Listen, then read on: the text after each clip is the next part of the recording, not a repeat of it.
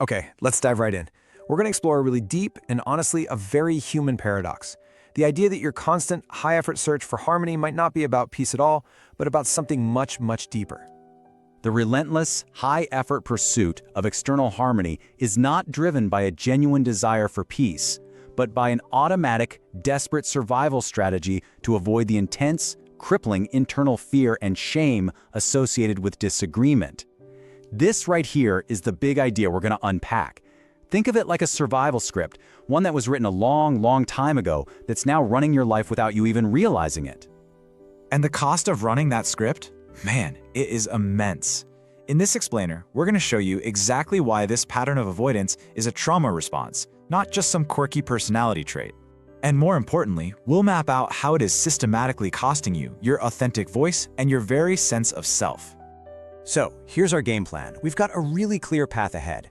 We'll start by reframing harmony as a survival strategy, and then we'll look at the high cost of this false peace. We'll map out your brain's specific conflict loop, understand the strange logic behind this self-betrayal, and then, and this is crucial, we'll get into how to start rewiring your brain for your true voice, before finally redefining what real peace actually feels like. All right, first up, harmony as a survival strategy. Now this is a huge shift in perspective. What feels like a conscious choice to just be nice or keep the peace is actually a deeply ingrained automated script that your nervous system runs to keep you safe. So let's get a clear definition on the table for our term, the Avoidant Harmonizer. This is someone who avoids conflict at any cost. And that cost? It's steep. It's paid for by sacrificing your own needs, your genuine opinions, and your personal boundaries, all to maintain this illusion of external calm. It's an outward performance of peace that, let's be honest, creates an internal war. And here is the kicker. This is why this pattern is so incredibly hard to break. Your brain is wired for survival, and in the heat of the moment, survival means stopping the immediate threat. For the Avoidant Harmonizer, that threat is the anxiety that comes from conflict. So your brain makes a bargain.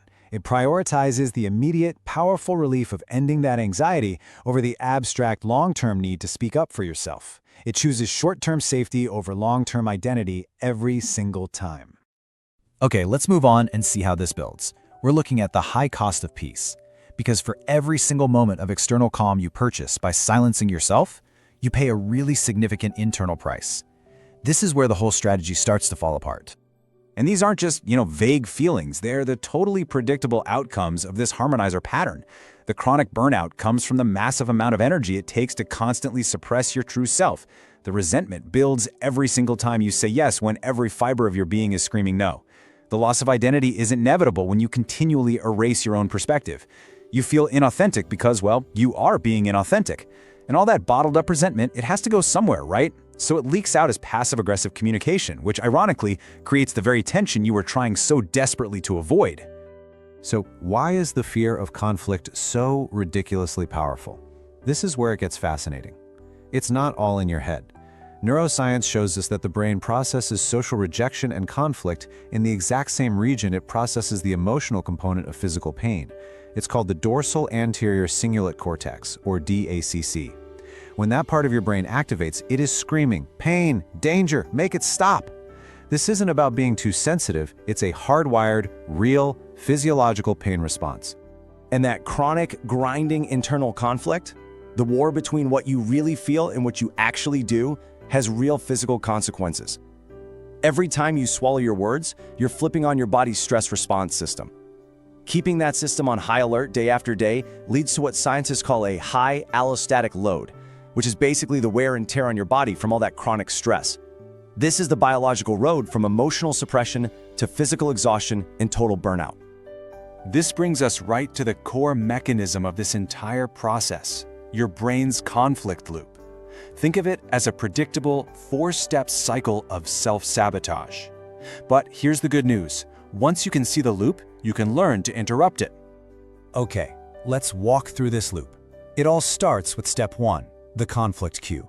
A hint of disapproval in someone's voice, a change in their tone, anything your brain has learned to flag as a threat.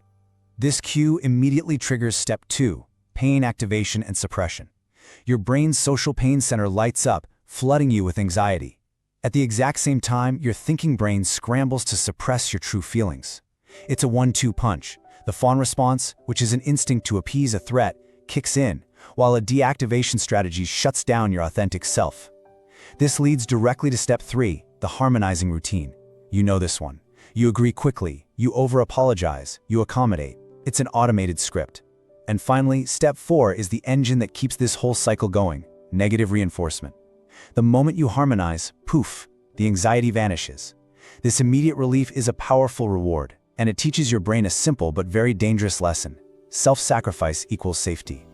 This is why the pattern is so addictive. You're not addicted to pleasing people, you're addicted to the relief from your own pain. So, let's move on and see why this all makes sense to your brain. It's time to understand the logic of self-betrayal, because from the outside, this pattern looks destructive, right? But from your brain's survival-oriented perspective, it is a perfectly logical and, honestly, effective strategy, at least in the short term.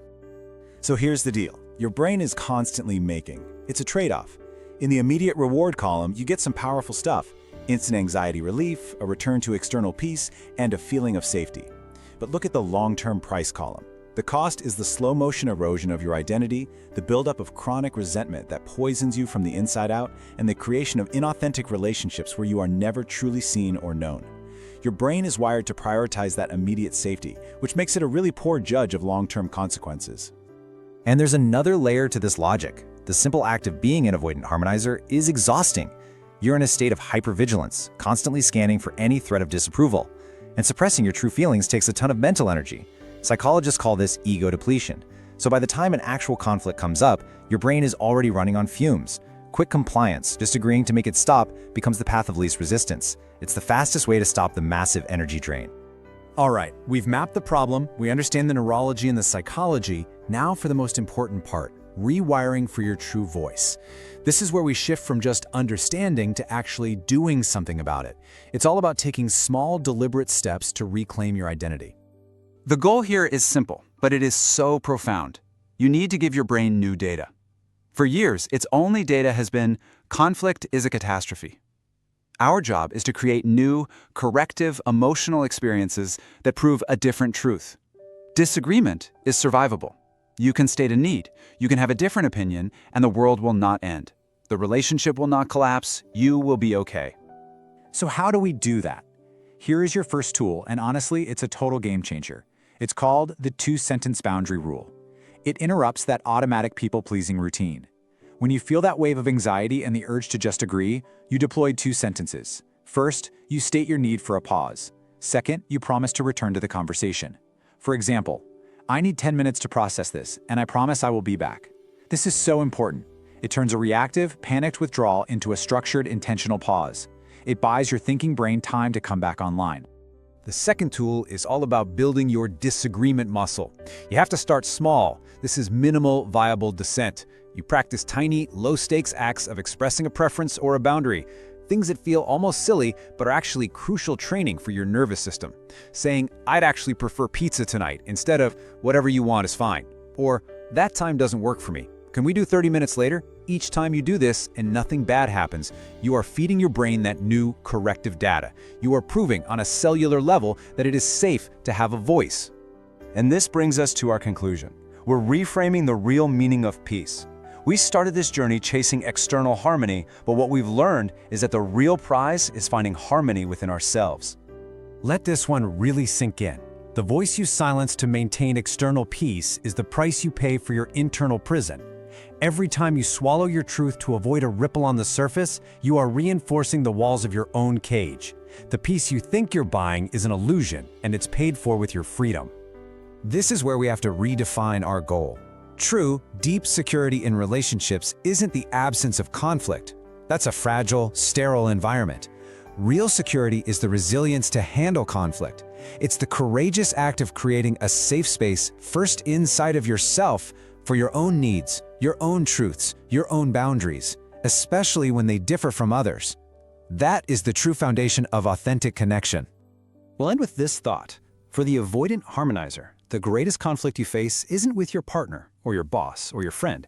It's the one you refuse to start inside yourself. The conflict between your old survival script and your authentic voice. So I'll leave you with a question.